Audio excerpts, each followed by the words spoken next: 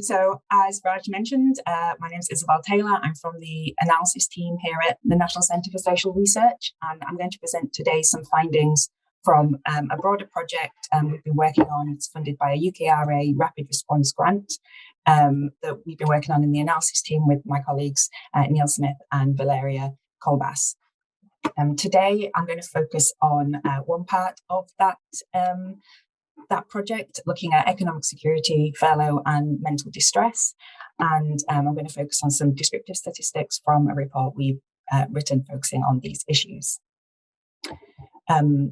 So just to give an overview of what I'm going to talk about, give you some information on the background and the context in May 2020, because that was when this analysis focused on, and the furlough scheme has changed a lot over the course of time since then, and the relationship between economic factors and mental well-being that we already have seen in previous research.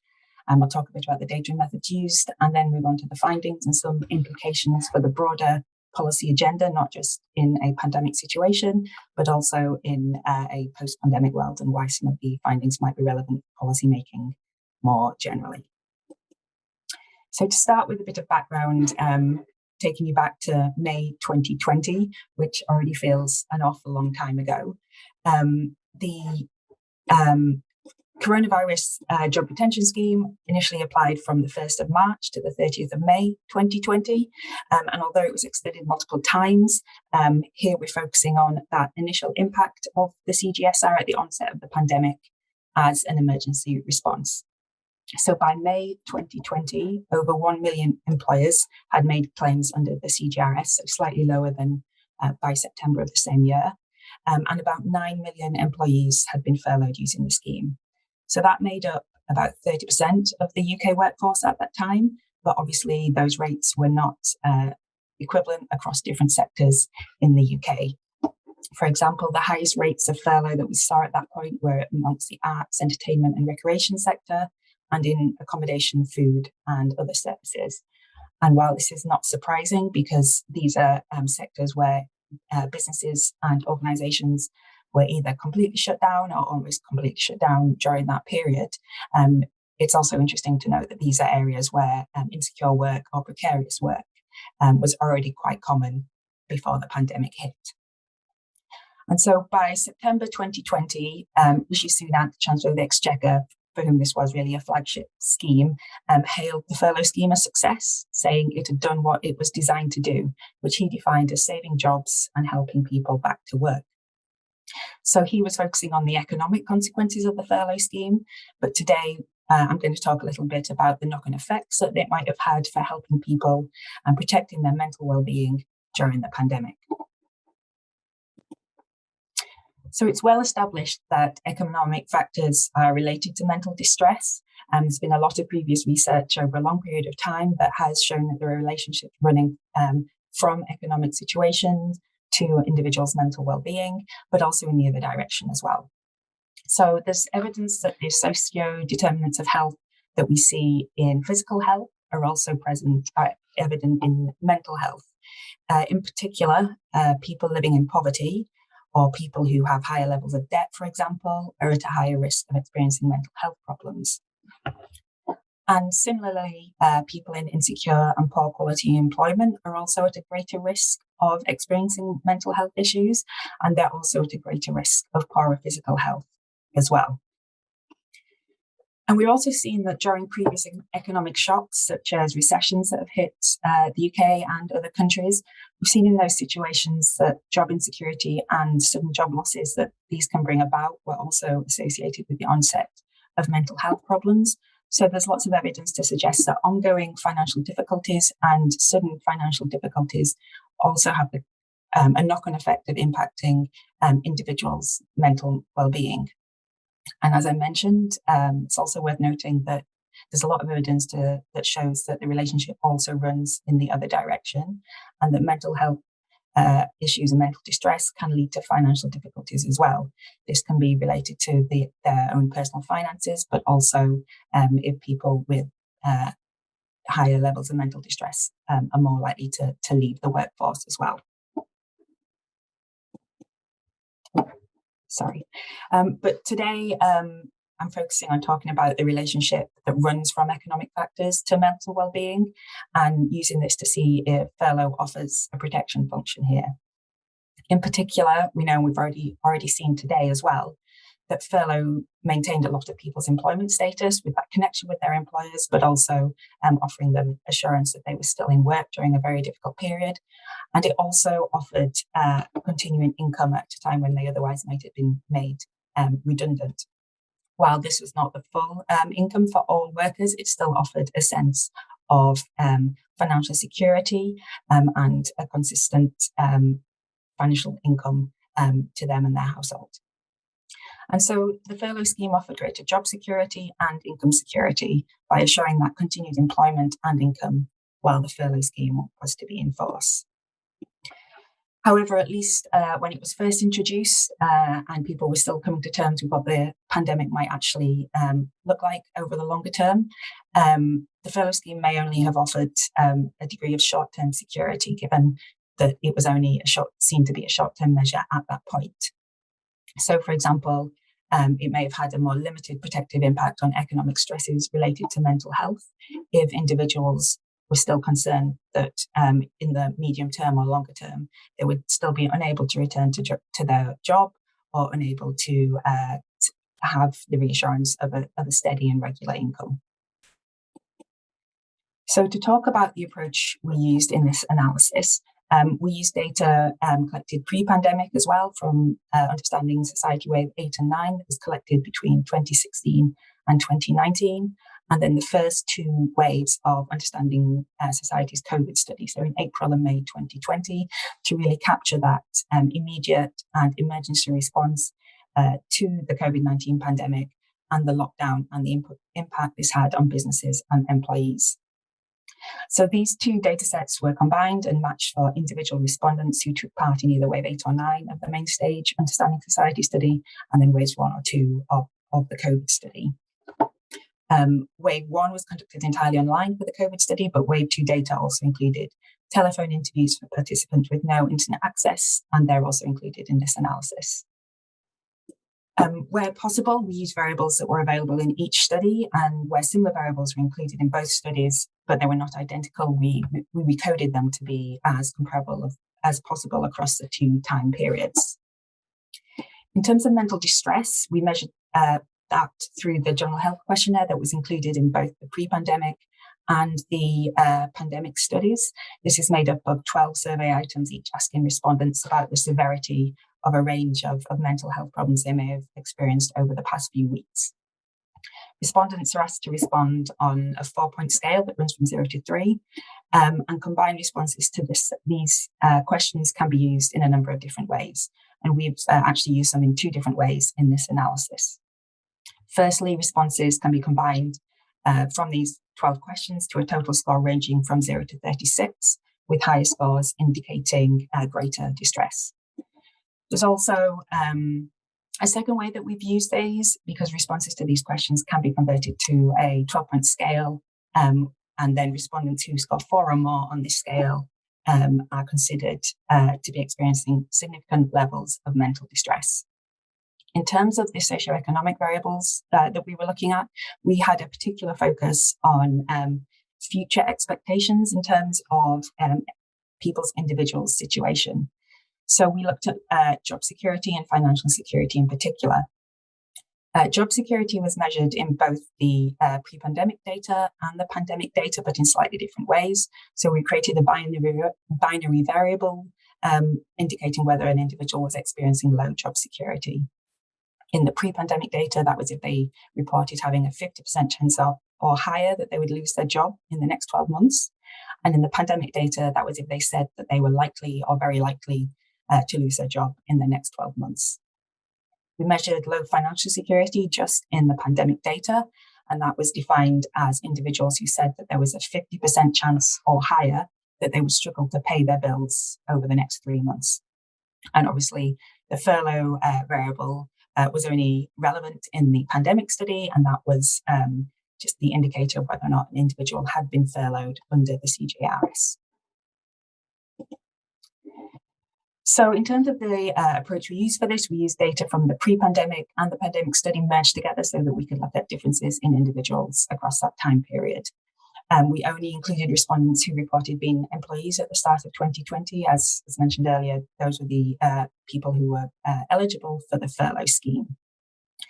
And we were focusing on changes in mental health and people's economic situations between the pre-pandemic and the pandemic data, as there are lots of factors that may be related to individuals' long-term or ongoing financial situation or demographics that may impact these factors.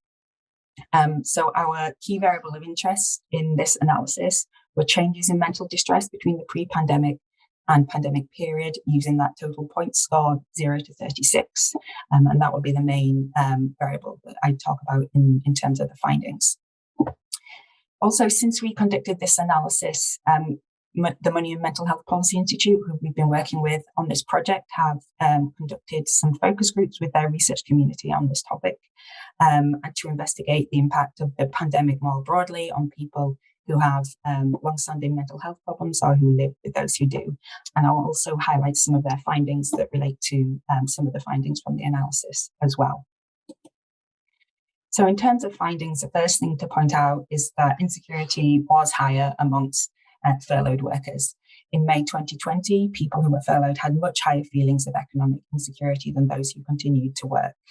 In fact, furlough workers were almost 3 times as likely to feel insecure in their jobs. So 27% reported being insecure compared to only 10% of non-furloughed workers, and twice as likely to feel financially insecure. So it's 22% to 11%. And while this is only a snapshot of data collected during the pandemic that could also be impacted by the types of jobs that were furloughed or the types of people who were in these jobs, we did see that before the pandemic, there was no such difference in reported levels of job insecurity.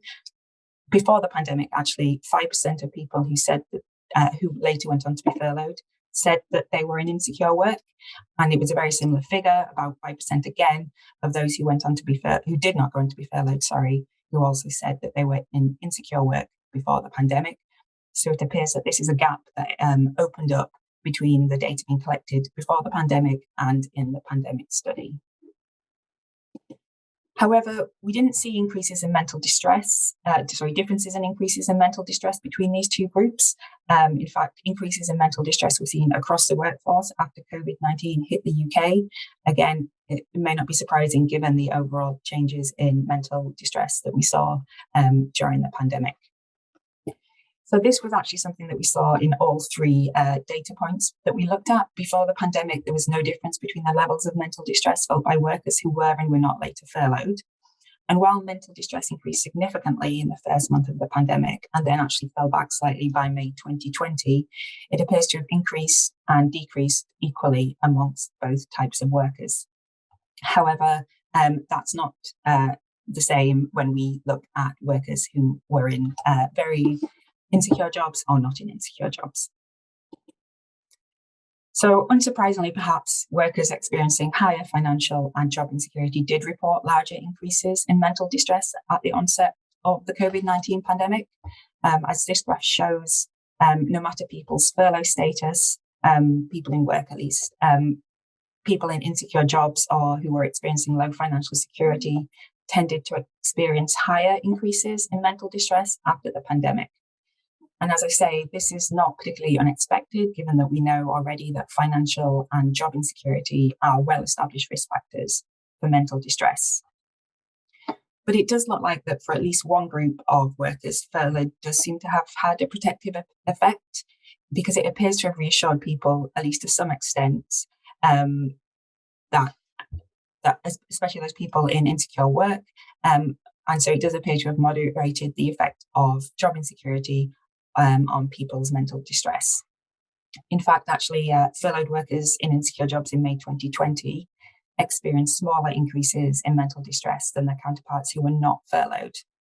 However, what we see from the final bars of this graph is that furlough itself did not appear to offer did not appear to overcome the pressures of a precarious financial position. After all, someone who is on low pay and is concerned that will not be able to pay their bills in 3 months' time is likely to face the same financial stresses at that period, whether they are furloughed or not. So although furlough itself does not appear to have offered a protective effect for employees in the most precarious financial situation, it does appear to have offered some protection to people who are concerned about losing their job in the short term. And the question about furlough and financial security in particular also came up in the focus groups run by the Money and Mental Health Policy Institutes. There were testimonials in these focus groups that did suggest that the furlough scheme was preferable to other schemes that were available during the pandemic and which required more effort to access, as some participants found that the other schemes were harder to navigate to secure that additional financial support, and the furlough scheme did not have as many barriers to access the support it offered. But its experience of furlough also varied, and these seem to be related to people's financial situation, as it did not have the same impact on all workers' wages and their general financial situation. In particular, one expert by experience in these focus groups highlighted how the reduction in wages that they experienced caused financial difficulties, as they were only paid 8% of their previous wages and didn't have access to other financial benefits. So it didn't resolve those immediate financial issues that lots of workers were facing. So therefore, the protective element of the furlough scheme appears to be particularly linked to the additional security offered in terms of job security to workers who were reassured that they were not going to imminently lose their jobs. This is even clearer when we look at people who were in long-term insecure work.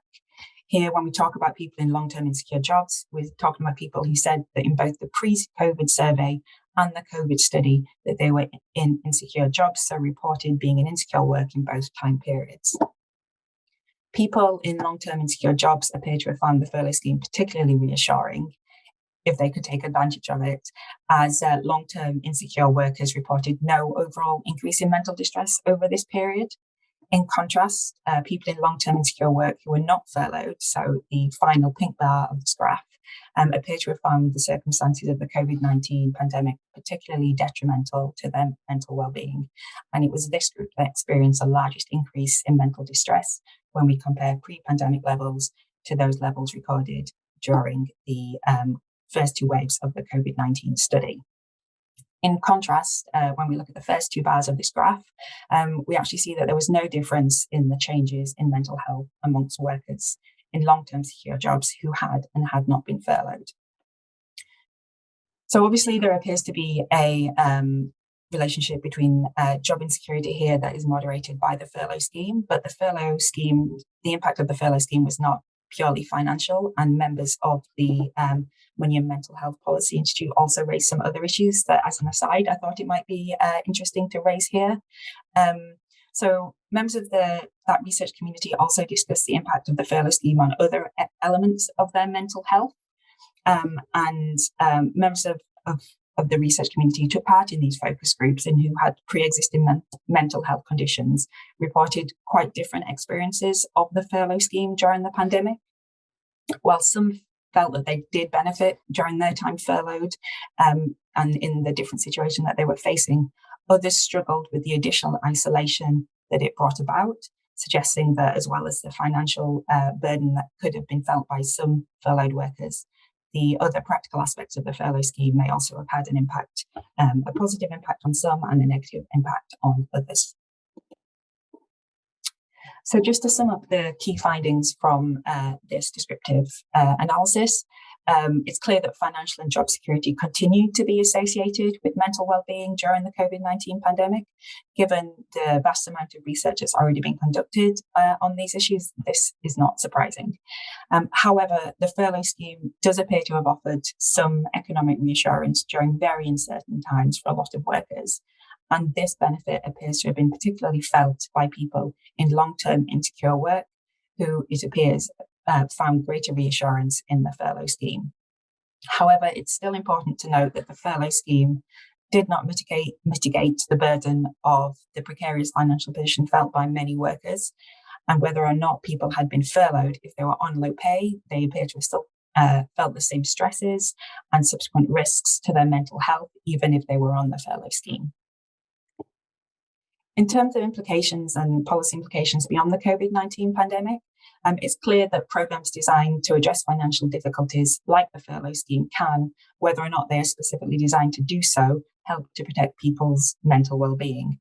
So initiatives designed to protect people's well-being, financial well-being, can be designed with this additional benefit in mind.